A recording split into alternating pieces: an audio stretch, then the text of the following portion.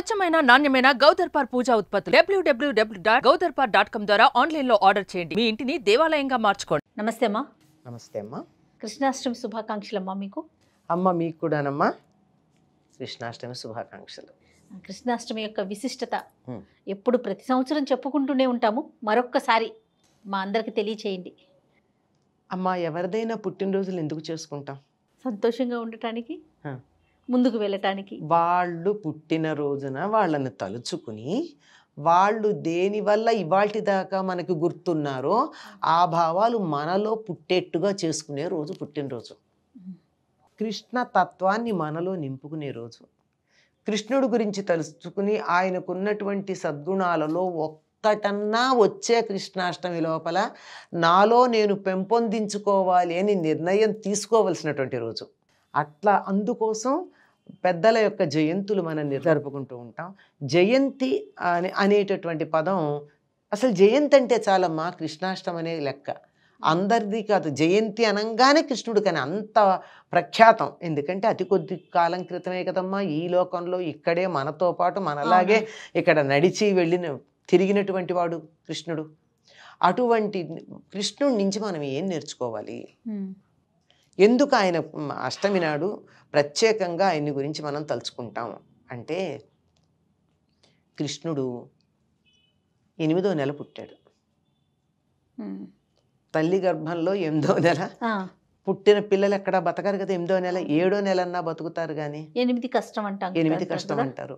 8వ నెల అష్టమి తిథి నాడు అర్ధరాత్రి జోరున వాన పడుతూ ఉంటే మొత్తం అంతా చీకటిగా ఉన్న సమయంలో పుట్టాడు శ్రీకృష్ణుడు. అవతరించేటటువంటి సమయానికి దేవతలందరూ వచ్చారు.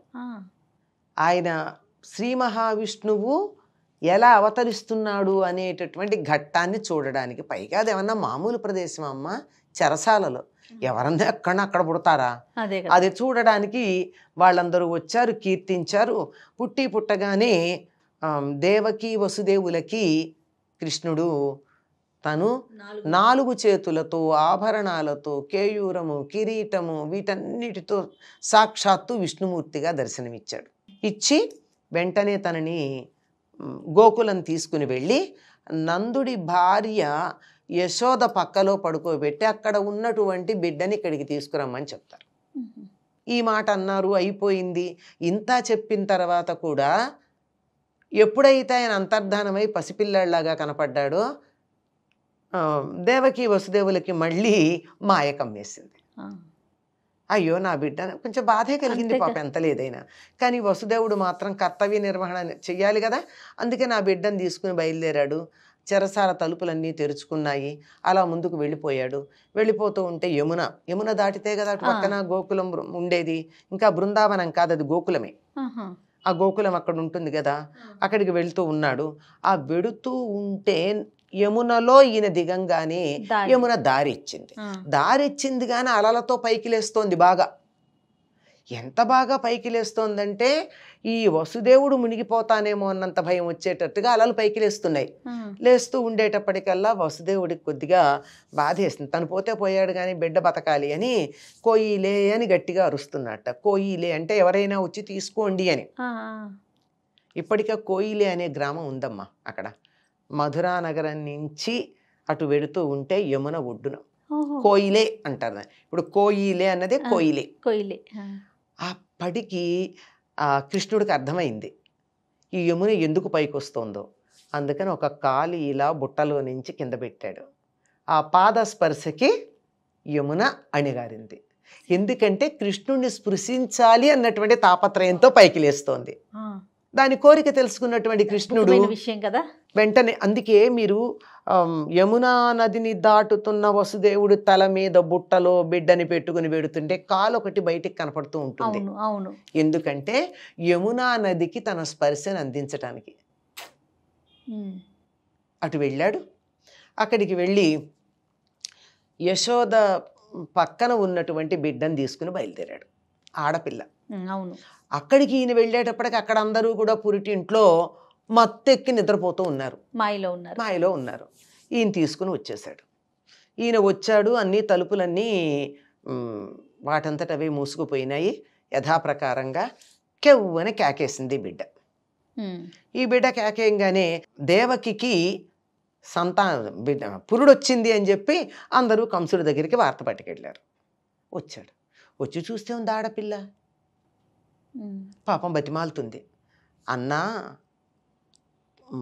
మేనల్లుడు కాదు, కోడలిది అని బతిమాలుతుంది. నేను చంపేవాడు నీ మేనల్లుడు కదా, ఆడపిల్ల కాదు కదా, దీన్నన్నా నాకు వదిలిపెట్టు అని బతిమాలుతుంది. బతిమాలితే వినడు.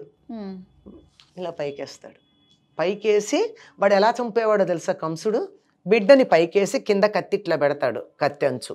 ఈ బిడ్డ వచ్చి కత్తి అంచు మీద పడి ముక్కలై చనిపోవాలి. అది వాడి ఆ కంసుడు బిడ్డల్ని చంపిన పద్ధతి. పైకి వెళ్ళింది, రాదు. వాడు పైకేసాడు, రాదు. చెప్తుంది, నిన్ను చంపేవాడు వేరే ఉన్నాడురా, నేను కాదు, నీ పని జరుగుతుంది, నీ పని ఎలాగో అవుతుంది అని చెప్పి అంతర్ధానం అయిపోతుంది. దీని మీద ఒక చిన్న చమత్కారం కూడా ఇక్కడ చెప్తాను.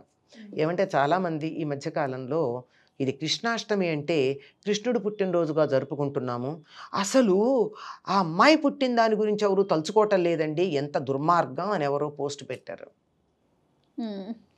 ఎందుకు తలుచుకోవటం లేదు? తలుచుకుంటాం. ఆవిడ ఉన్నదా, వాడిని బెదిరించింది, వెళ్ళిపోయింది, కనపడలేదు కదా, వెళ్ళిపోయింది. అది తలుచుకోకుండా ఎక్కడా లేము. ఆవిడ్ని కృష్ణ సహోదరి అని పిలుచుకుంటూనే ఉంటాం. ఇంకా ఆవిడ గురించి ఎక్కడ ప్రస్తావన లేదు ఎక్కడ.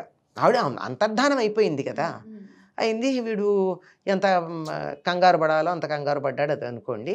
అయితే కృష్ణుడి నుంచి మనం నేర్చుకోవాల్సింది ఏమిటి? అది లేకపోయాక ఈ కథలన్నీ విని ఏదో చందమామలో పిల్లల కోసం చెప్పిన ఫ్యాంటసీ కథల్లాగా ఉంటే ఎట్లా? అవును. కృష్ణుడు ఉత్తముడైనటువంటి కుమారుడు. తల్లిదండ్రులను ఎట్లా సేవించుకోవాలో కృష్ణుడిని చూసి నేర్చుకోవాలి. ఉత్తముడైనటువంటి కుమారుడు. పెంచిన తల్లిదండ్రుల్ని కన తల్లిదండ్రుల్ని సమానంగా చాలా బాగా చూసుకున్నాడు. అవును. ఉత్తముడైనటువంటి శిష్యుడు. సాందీపం దగ్గర చదువుకుని గురువుకి దక్షిణ కూడా ఇచ్చాడు, గురుదక్షిణ. ఉత్తముడైనటువంటి స్నేహితుడు కుచేలుడు, కృష్ణుడు ఇత్యాదులు ఉన్నారు. ఉత్తముడైనటువంటి మనమడు. ఈ తర్వాత కంస సంహారం అయిన తర్వాత తాతగారిని సింహాసనం మీద కూర్చోబెట్టాడు, కానీ తాను సింహాసనం మీద కూర్చోలే. కూర్చుంటానంటే ఎవరొద్దంటారమ్మా? అవును, ఆయనే కదా కంసుడిని చంపింది, తాతగారినే కూర్చోబెట్టాడు. అంటే ఏదైనా తను అనుకున్నది చేయడమే తప్ప ఆశించడు అనే సంగతి, తనకేమీ అక్కర్లేదు అనేటటువంటి సంగతి ఇక్కడ కృష్ణుని చూస్తే తెలుస్తుంది. కర్తవ్య నిర్వహణ మాత్రమే ఉంది, ఆశ లేదు. ఉత్తముడైనటువంటి భర్త. అదేమిటండి ఉత్తముడైన భర్త అంటారు, అంతమంది ఉన్నారంటే వీళ్ళల్లో ఎవ్వరినీ కూడా కృష్ణుడు తను కావాలని వివాహం చేసుకోలేదు. నువ్వు మమ్మల్ని వివాహం చేసుకోకపోతే మేము ప్రాణాలు వదిలేస్తాము అన్న వాళ్ళనే పెళ్లి చేసుకున్నాడు ఆయన. అందరినీ 16,108 మంది చరిత్ర చదివితే ఎవ్వరినీ కృష్ణుడు నేను నిన్ను వివాహం చేసుకుంటానని అడగల. వాళ్ళే నువ్వు చేసుకోకపోతే మేము ఉండలేమన్నారు. ఆ విధంగా ఉత్తముడైనటువంటి భర్త, ఉత్తముడైనటువంటి తండ్రి, అందరికీ విద్యాబుద్ధులు నేర్పించటానికి ఎంతమంది ఉపాధ్యాయుల్ని పెట్టాడో లెక్క చెప్తాడు భాగవతంలో. అంతమంది ఉపాధ్యాయుల్ని పెట్టాడు పిల్లలకు చదువు చెప్పించడానికి. ఎవ్వరికీ కూడా అసూయ కలగకుండా, ఒకళ్ళ మీద ఒకళ్ళ కోపం రాకుండా, ఇంతమంది భార్యలని సమానమైనటువంటి దృష్టితో చూసి అందరికీ కూడా నేనంటేనే కృష్ణుడికి చాలా ఇష్టం అనే భావన కలిగించేట్టుగా చూసుకున్నాడు. మరి అంతమందిని ఇవన్నీ చూసి చిట్ట చివరికి ఏవి జరిగినా ఏం జరగకపోయినా ఏమీ పట్టించుకోలేదు. ఆయనకి ఏమీ అవసరం లేదు. తన వాళ్ళు యాదవులందరూ చనిపోతూ ఉంటే తెర మీద బొమ్మలు కదులుతూ ఉంటే చూసినట్టుగా చూసి ఊరుకున్నాడే తప్ప అయ్యో వీళ్ళు నా వాళ్లే చచ్చిపోతున్నారే అని ఎప్పుడు అనుకోలే. బిడ్డల మీద కూడా మమకారం లేదు ఆయనకి. దేని మీద ఉంది? ధర్మం మీద ఉంది. ధర్మం తప్ప మరి దేని పట్ల ఆయనకి అనురక్తి లేదు. ధర్మాన్ని నిలబెట్టడం కోసమే అవతరించినటువంటి వాడు కనుక కృష్ణుణ్ణి తలుచుకున్నాము అంటే అర్థం ఏమిటి? ధర్మం కోసం ఏ రకమైనటువంటి అనుబంధాలు పట్టించుకోకూడదు. ధర్మం మాత్రమే ప్రధానం. గాంధారి ఉంటుంది, యతో కృష్ణ తతో ధర్మ, యతో ధర్మస్తతో జయ అంటుంది. దుర్యోధనుడు తనకి నమస్కారం చేయడానికి వచ్చినప్పుడు కృష్ణుడు ఎక్కడుంటే అక్కడ ధర్మం ఉంది, ధర్మం ఎక్కడుంటే అక్కడ విజయం లభిస్తుంది. నాకు అమ్మ నేను యుద్ధానికి వెడుతున్నాను, నాకు ఆశీర్వదించు అంటే కొడుక్కి ఇచ్చిన ఆశీర్వాదం అది. ఆవిడ ఎంత ధర్మాత్మురాలో ఆలోచించండి. చెప్పింది ఆవిడ, మంచి మాటలే చెప్పింది కొడుక్కి కూడా. వాడు వినలేదు, ఏం చేస్తాం. కనుక ఎక్కడ ధర్మం ఉంటుందో అక్కడే ఉంటాడు కృష్ణుడు. కృష్ణాష్టమి చేసుకుంటున్నామంటే అర్థం ఏమిటి? ధర్మాన్ని నిలబెట్టడానికి వ్యక్తిగతమైన ఇష్టానిష్టాలు, బంధాలు, అనుబంధాలు, చుట్టరికాలు ఏవి అడ్డు రాకుండా ధర్మం కోసం మనం ప్రయత్నం చెయ్యాలి అని అర్థం. దానికోసం మనని మనం ఒకసారి భుజం తట్టుకుని గుండెల్లో కృష్ణుడిని నింపుకుని ధర్మం కోసం ఒక అడుగు ముందెయ్యాలి అనే నిర్ణయం చేసుకోవాల్సినటువంటి రోజు కృష్ణాష్టమి. తప్పకుండా అమ్మా. నమస్తే.